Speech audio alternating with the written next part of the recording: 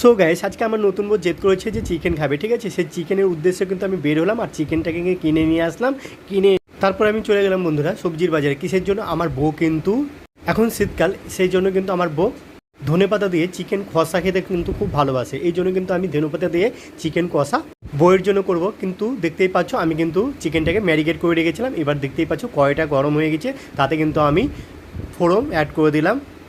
তারপরে কিন্তু একে একে টমেটো কুচি আর এই যে পেঁয়াজ কুচি কিন্তু দিয়ে ভালো করে কষিয়ে নিচ্ছি। তারপরে আমি যেটা করব সেটা কিন্তু ম্যারিনেট করার যে চিকেনটা 1 ঘন্টা ধরে ম্যারিনেট করে রেখেছিলাম, সেই চিকেনটা কিন্তু আমি দিয়ে দিলাম। এবার এটাকে প্রায় 1-2 ঘন্টা আমি কষিয়ে নেবো। কিসের জন্য? 1-2 ঘন্টা না কষালে কিন্তু আমার নতুন বউ খায় না। কিসের জন্য? ওর মুখে কিন্তু খুবই টেস্ট। যাই হোক বন্ধুরা, আমার একমাত্র বউ, ঠিক আছে, বউ যা বলবে সেটাই তো আমাকে শুনতে হবে। তারপর দেখতেই পাচ্ছ আমি চিকেনের উপরে কিন্তু ওই কাঁচা লঙ্কা অ্যাড করে দিলাম। তারপরে কিন্তু বউয়ের জন্য দেখতেই পাচ্ছ আমি মাংস আর এই যে ভাত বেড়ে রেখেছি। এবার আমি মৌমিতাকে ডাকছি, মৌমিতা করে ডাকছি, কিন্তু মৌমিতা ওই ঘরে মানে কী করছে, ফোনে গল্প করছে। তোমরা তো জানোই সবসময় মৌমিতা কিন্তু ফোনে গল্পই করে। তো যাই হোক, আমি এগুলোকে কিন্তু মানে কিছুই বলি না, দু এক সময় রেগে যাই, এই হচ্ছে ব্যাপার। দু এক সময় রেগে যাই, তোমাদেরকে ভিডিও করে দেখাই। তো যাই হোক, তার মধ্যে কিন্তু দেখতেই পাচ্ছ আমি কিন্তু ডাইনিং টেবিলে রাখলাম আর এই যে মৌমিতা করে আবারও ডাকছি। তো যাই হোক, মৌমিতা বলছে তুমি আগে টেস্ট করো, তারপর আমাকে দেখাও। তো যাই হোক, আমি কিন্তু টেস্ট করে নিচ্ছি। টেস্ট করার পর এখন কি করব সেইটাই দেখার পালা। তো টেস্ট করে নেওয়ার পর একটা কথা কি বন্ধুরা, যেহেতু যখন কষিয়েছিলাম তখন কিন্তু মৌমিতা অবভিয়াসলি খেয়ে নিয়েছিল। তো ওকে আমি কষানো মাংস মোটামুটি 5-6 পিস দিয়েছিলাম, ও কিন্তু খেয়ে নিয়েছে।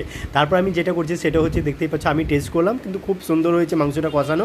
তারপরে কিন্তু আমি যেটা করলাম সেটা হচ্ছে এই যে মৌমিতাকে দিয়ে দিচ্ছি। তো মৌমিতা না খেলে আমার ভালোও লাগে না, এই যে দেখো খাইয়ে দিচ্ছি, আমি খাচ্ছি আর মৌমিতা খাচ্ছে, ঠিক আছে।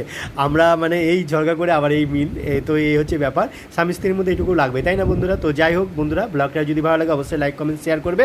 আর সত্যি তোমাদের মাঝে যে এরকম ভিডিও দিতে পেরে যে আমার এত ভালো লাগে কি বলবো, খুবই ভালো লাগে। আর তোমরা যে এত ভালো ভালো কমেন্ট করো, এই জন্য অসংখ্য অসংখ্য ধন্যবাদ তোমাদের সবাইকে। সত্যি এরকম পাশে থেকেও আমার সারা জীবন। কিসের জন্য বলো তো? আমার বউয়ের পাশে অবভিয়াসলি তোমরা থাকবে। তোমরা না থাকলে কিন্তু আমরা এই জীবনের পথটা চলতে পারবো না। কিসের জন্য? আমার বউ খুবই ভালোবাসে আমাকে। আর মাঝে মধ্যে রেগে যায়, কিসের জন্য বলো তো? ওই ফোনে নিয়ে ব্যস্ত থাকে, তো বেশি ফোনেই ব্যস্ত থাকে। যখনই যেখানেই যায় না কেন, এই যে আমাদের হানিমুন তোমাদের সব কিছু দেখালাম, তো যেখানে যেখানে গিয়েছি সবসময় ফোনে ব্যস্ত। মানে কার সাথে যে ফোন করে এখন আমি বুঝতে পারলাম না যে মমিতা কাকে ফোন করে, আমাকে ভালোবাসে না জিনাকে ফোন করে তাকে ভালোবাসে, এখনও বুঝতে পারিনি বন্ধুরা।